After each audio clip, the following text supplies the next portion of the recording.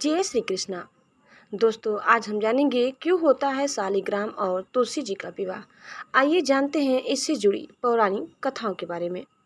मान्यता है कि तुलसी विवाह के दिन सुहागिन महिलाएं माता तुलसी की पूजा कर अपने सुखी वैवाहिक जीवन का आशीर्वाद मांगती हैं। इस दिन पूरे विधि विधान से माता तुलसी और भगवान शालिग्राम का विवाह किया जाता है।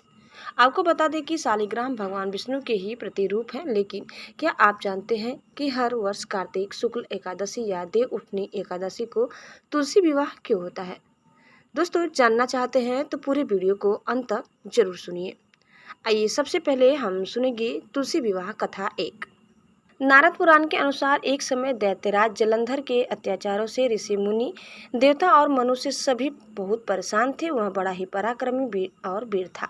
इसके पीछे उसकी पतिव्रत धर्म का पालन करने वाली पत्नी वृंदा के पुण्यों का फल था, जिससे वह पराजित नहीं होता था। उससे परेशान देवता भगवान विष्णु के पास गए और उसे हराने का उपाय पूछा। तब भगवान श्रीहरि ने वृंदा का पतिव्रत धर्म तोड़ने का उपाय सोचा। भगवान विष्णु ने जलंधर का रूप धारण कर वृंदा को स्पर्श कर दिया, जिसके कारण वृंदा का पतिव्रत धर्म भंग हो गया और जलंधर युद्ध में मारा गया। भगवान विष्णु से छले जाने तथा पति की वियोग से दुखी वृंदा ने श्री हरि को श्राप दिया कि आपकी पत्नी का भी छल से हरण होगा तथा आपको पत्नी वियोग सहना होगा। यह श्राप देने के बाद वृंदा अपने पति जलंधर के साथ सती हो गई, जिसकी राख से तुलसी का पौधा निकला। वृंदा का पतिव्रता धर्म तोड़ने से भगवान विष्णु को बहुत ग्लानि हुई। तब उन्होंने वृंदा को आशीष दिया कि वह तुलसी स्वरूप में सदैव उनके साथ रहेंगी। उन्होंने कहा कि कार्तिक शुक्ल एकादशी को जो भी शालिग्राम स्वरूप में उनका विवाह तुलसी से कराएगा, उसकी मनोकामना पूर्ण होगी। तब से तुलसी विवाह होने लगा। अब आप सुनिए तुलसी विवाह की पौराणिक कथा 2। पौराणिक कथा के अनुसार एक बार माता तुलसी ने भगवान विष्णु को नाराज होकर श्राप दे दिया था कि तुम काला पत्थर बन जाओ, जिसके बाद इस श्राप से मुक्ति पाने के लिए भगवान विष्णु ने शालिग्राम पत्थर के रूप में अवतार लिया और तुलसी से विवाह किया। तभी से शालिग्राम और तुलसी के विवाह को एक त्योहार के तौर पर मनाया जाता है। माता तुलसी को माता लक्ष्मी का भी अवतार माना जाता है। अब आप सुनिए तुलसी विवाह की कथा नंबर 3।